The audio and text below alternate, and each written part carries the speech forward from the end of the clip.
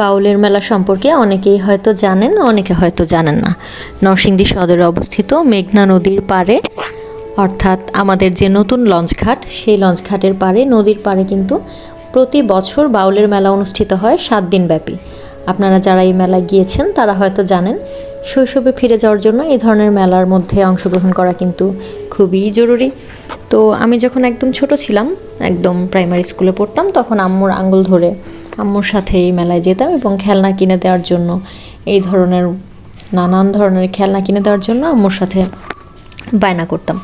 তো আপনারা যারা বাউলের মেলা চেনেন তারা আপনাদের অভিজ্ঞতার বর্ণনা দিয়ে জানাবেন বাউলের মেলা আপনাদের কাছে কেমন লাগতো বা এখন লাগে। এখানে বাচ্চাদের নানান রকম খেলনা আছে, খেলনাগুলো দেখে আমার আসলে ছোটোবেলার কথা মনে পড়ে গেল। তো এখানে ভালোই ভিড় হয়, সকাল থেকে একদম রাত 10টা 11টা 12টা ব্যাপী এখানে ভিড় হয়। এখানে হচ্ছে সব ধর্ম বর্ণ মানুষ এবং জাত ভেদ ভুলে সবাই হচ্ছে একসাথে ছোট বাচ্চাদেরকে নিয়ে, পরিবারের সদস্যদেরকে নিয়ে অথবা বন্ধু বান্ধবদেরকে নিয়ে হচ্ছে চলে আসে। তো এখানে মাটির পুতুল, মাটির বিভিন্ন ধরনের জিনিসপত্র, তৈজসপত্র, মাটির ব্যাংক ইত্যাদি দেখা যায়। ছোট বড় হরেক রকমের এবং বিভিন্ন রঙের এই মাটির ব্যাংকগুলো দেখলে কিন্তু আমাদের ছোটোবেলার কথা মনে পড়ে যায়। তো এখনও আমি মাটির ব্যাংকে খুচরো পয়সা জমাই। আপনারা যারা এই শখগুলো এখনও বহন করেন বা ধরে রেখেছেন তারা কমেন্ট করে জানাবেন। এই ছোট্ট পুতুলগুলো কেনার জন্য ছোটোবেলায় খুব কান্নাকাটি করতাম। পুতুল খেলা খুব পছন্দের খেলা ছিল আমার। আর এই মাটির খেলনাগুলো হয়তো সবার ঘরেই শোকেসে আছে। তো বন্ধু বান্ধবদের নিয়ে চলে গিয়েছিলাম বাউলের মেলায় স্মৃতিচারণ করতে। এখানে প্রচুর পরিমাণে মানুষ ছিল, ছোট বড় অনেক রকমের মানুষ ছিল। আর যেহেতু এটা বাউলের আখড়ার ঠিক পেছন দিকেই, তো এখানে তুলনামূলক হিন্দু সম্প্রদায়ের, হিন্দু ধর্মাবলম্বী যারা, তারা একটু বেশি ছিল। এখানে ঝিলিমিলি বেলুন ছিল, তারপর হচ্ছে বিভিন্ন ধরনের খেলনা ছিল। আর মেলার শান্তি শৃঙ্খলা রক্ষার জন্য কিন্তু পুলিশ বাহিনী বা হচ্ছে আমাদের যে প্রশাসনিক কর্মচারী বৃন্দ, তারা কিন্তু মেলায় সবসময় ছিলেন, তারা তৎপর ছিলেন কোনো ধরনের অনৈতিক কর্মকাণ্ড বা হচ্ছে ঝামেলা যেন না হয়। তো এই হচ্ছে আমাদের নরসিংদীর বাউল মেলা। এখানে অনেক রকমের কসমেটিক্স, ভাজা পোড়া আইটেম থেকে শুরু করে খেলনা সব কিছুই ছিল। তো এখানে হচ্ছে চিংড়ি মাছ আর কাঁচামরিচ দিয়ে বড়া বানিয়ে বিক্রি করা হচ্ছে। তো ভাবলাম খেয়ে একটু দেখি স্বাদ কেমন। এখানে হাওয়াই মিঠাই দেখা যাচ্ছে। হাওয়াই মিঠাই এখন আমরা হয়তো শহুরে জীবনে বা যান্ত্রিকতার মধ্যে খুব একটা দেখা যায় না, কিন্তু হাওয়াই মিঠাইটা বাচ্চাদের খুব পছন্দের একটা খাবার। একদম ঘন সবুজ, কাঁচামরিচ দিয়ে হচ্ছে, বেসন দিয়ে, চিংড়ি মাছ দিয়ে আরও নানান ধরনের মশলা ব্যবহার করে এখানে তেলে ভেজে একদম লাইভ কিচেন যেটাকে বলে, রান্না করে তারা হচ্ছে খাওয়াচ্ছে। আমরা এখানের থেকে সবগুলো আইটেমই ট্রাই করেছিলাম, সবগুলোই বেশ মুখরোচক ছিল। এই ধরনের খাবারের যে স্ট্রিট ফুডগুলো, এগুলো কিন্তু মেলার মধ্যে খুব অহরহ পাওয়া যায়। তো এখানে আমার পরিচিত অপরিচিত অনেকেই ছিল, মেলায় গিয়ে দেখা হয়েছিল। তো ওদের সাথে দেখা হয়ে ভালো লাগলো। পুঁতির মালা আমাদের একটা ঐতিহ্যবাহী গহনা বা হচ্ছে অর্নামেন্টস হিসেবে আমরা ব্যবহার করি। এগুলো হচ্ছে হাতে বানানো, গ্রাম বাংলার মা বোনেরা কিন্তু হাতে শখ করে এগুলো বানায়। আর একটা ছোট্ট বাবু দেখছিল, এখানে মোটু পাতলুর কিছু বেলুন দেখা যাচ্ছিল, গ্যাসওয়ালা বেলুন, যেগুলো একদমই স্বাস্থ্যসম্মত না। বাচ্চাদেরকে এগুলো না দেওয়াই ভালো, কারণ একটু গ্যাস লিক হয়ে গেলে কিন্তু খুব শ্বাসকষ্ট হওয়ার সম্ভাবনা থাকে। গ্যাসগুলো খুব মারাত্মক এবং ক্ষতিকর। এখানে 5 টাকা করে সিঙ্গারা পাওয়া যাচ্ছিল। তো ভাজা হচ্ছিল মচমচা। আর পেছনেই, একদম পেছনেই হচ্ছে আমাদের মেঘনা নদী। মেঘনা নদীর ঠিক অপর দিকটাতে, অর্থাৎ একটু দূরেই দেখা যাচ্ছে আমাদের নাগরিয়াকান্দি ব্রিজ, যেখানে আমরা অহরহ যাই, আমাদের পার্ক। আর এটা হচ্ছে আমাদের নতুন লঞ্চঘাট। এখান থেকে কিন্তু দেশের বিভিন্ন স্থানের জন্য লঞ্চ ছেড়ে যায়, নৌকা, স্পিড বোট আপনারা পেয়ে যাবেন এখানে। আর মেলা মানে জিলাপি, গুড়ের জিলাপি, চিনির জিলাপি। জিলাপি ছাড়া আসলে মেলা থেকে খালি হাতে আসাটা খুব অশোভন দেখায়। তো জিলাপি খেতে হলে এই ধরনের মোনাক্কা, তারপর হচ্ছে মুরালি, কটকটি, নিমকি, এই জাতীয় খাবারগুলো কিন্তু আপনারা মেলায় একদম ভরপুর পেয়ে যাবেন। এগুলো কিন্তু নর্মালি অন্য কোনো সময় অন্য কোনো জায়গায় পাওয়া যায় না। বৈশাখী মেলা, বাউলের মেলা, এই মেলাগুলোতে আমরা এই জিনিসগুলো দেখতে পাই। আর একটা সাদা একটা চিনির কিছু একটা ছিল, এটা তো মুরালি বলে বা হচ্ছে অনেকে কি বলে, এক একজন এক একটা বলে। সাদা একটা হাতি ঘোড়ার মতো বানায়, ওইটা দেখা গেল না, ওইটা খুব মিস করছি। তো এখানে হচ্ছে চিনির জিলাপি আর গুড়ের শিরায় ভেজানো হচ্ছে গুড়ের জিলাপি, এটা খুব খেতে মজা। তো জিলাপিওয়ালা ভাইয়া খুব এনজয় করছিল যে আমরা হচ্ছে তাকে ভিডিও করছি, সে খুব খুশি হয়েছিল। এখানে বড় বড় রাজকীয় থালায় কিন্তু এগুলো পরিবেশন করা হচ্ছে, আর পাশেই রান্না করা হচ্ছে বা এগুলো বানানো হচ্ছে।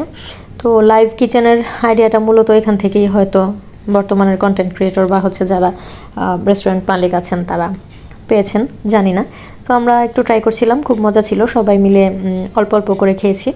তো এখানে জিলাপি বানানোর যে অভিনব পদ্ধতিটা সেটা আপনাদের সাথে শেয়ার করছি, একটু দেখেন। আমরা যদি ঘরে বানাই তাহলে কিন্তু আমরা এত সুন্দর করে বানাতে পারি না, বা ফিনিশিংটা এত সুন্দর হয় না। তো এখানে ওনারা সবসময় প্রফেশনালি বানাতে বানাতে হয়তো হাত এসে গেছে, বা ওনারা এই ব্যাপারে এক্সপার্ট হয়ে গেছেন। তো খুব সুন্দর করে ডুবো তেলে জিলাপিগুলো বানানো হচ্ছে। একটা পরিষ্কার কাপড় দেখলাম, কাপড়টা আমি খুব খেয়াল করছিলাম, কাপড়ের মধ্যে ময়দা বা অন্য সব কিছু মিশ্রণটা তারা নিয়ে তারপরে এটা থেকে খুব কৌশল অবলম্বন করে তারা খুব সুন্দরভাবে জিলাপিগুলো তৈরি করছিলেন। আমি খুব অবাক হয়ে দেখছিলাম যে হাতের কাজ কত সুন্দর হতে পারে। নর্মালি জিলাপি বানানোর কোনো মেশিন আছে কিনা আমার জানা নাই, নর্মালি হাতেই সবাই বানায়। তো বাসায় একবার ট্রাই করেছিলাম, জিলাপি হয়নি, সোজা সোজা তার কাটার মতো হয়ে গিয়েছিল। যাই হোক, সন্ধ্যার দিকে হচ্ছে মেলার মানুষজনের ভিড় আর একটু বাড়ছে, যেহেতু অফিস টাইম শেষ হয়ে গেলে বিকেল থেকে মানুষ অবসর হয়। তো সংসার নিয়ে, বউ বাচ্চা নিয়ে, বা হচ্ছে বান্ধবীদেরকে নিয়ে, বন্ধু বান্ধবদেরকে নিয়ে সবাই হয়তো বিকেলের পরে এই ধরনের জায়গাগুলোতে আসে। তো এই মেলাগুলো হচ্ছে এক ধরনের মিলন মেলা, সামাজিক মিলন মেলা, বা সামাজিক ঐক্য, ভ্রাতৃত্ব বজায় থাকার একটা সুন্দর জায়গা। এখানে ছোট ছোট মিষ্টি, নাড়ু, তারপর হচ্ছে যে বিভিন্ন ধরনের আইটেম ছিল। আমি খেয়াল করছিলাম প্লেটগুলো মনে হচ্ছিল যে মুঘল সম্রাটের ভাত খাওয়ার প্লেট বা রাজকীয় কোনো প্লেট বা থালা। এগুলো কাঁসার, সম্ভবত পিতলেরগুলো আরও অনেক দাম হয়, কিন্তু আমার কাছে এগুলো খুব ভালো লাগে। তো ভিড় থেকে একটু দূরে আমরা হচ্ছে সবাই নদীর পাড়ের দিকে গেলাম। ওখানে একটু আগে হাঁস টাস ছিল অনেক কিছু, এখন সন্ধে হয়ে যাওয়াতে হাঁসগুলো হয়তো গন্তব্যস্থলে চলে গিয়েছে।